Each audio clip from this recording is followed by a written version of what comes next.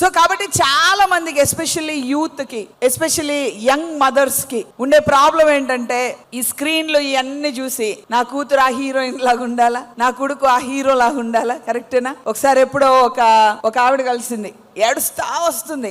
ఏంటమ్మా ఏడుస్తున్నావు అంటే, మాకు ఒక జ్యోతిష్యం చెప్పేట ఆయన మా ఇంటికి వచ్చిండండి. అంటే ఏంటి ప్రాబ్లం అంటే, వాడికి అప్పుడు ఆ బుడ్డోడికి ఎంతంట వయసు, 3 సంవత్సరాలు 2 సంవత్సరాలు అంట. అయితే ఆ జ్యోతిష్యం ఏం చెప్పాడంటే, నీ కొడుకు పెరగడు, నీ కొడుకు షార్ట్ హైట్ అవుతాడని జ్యోతిష్యం చెప్పాడంట.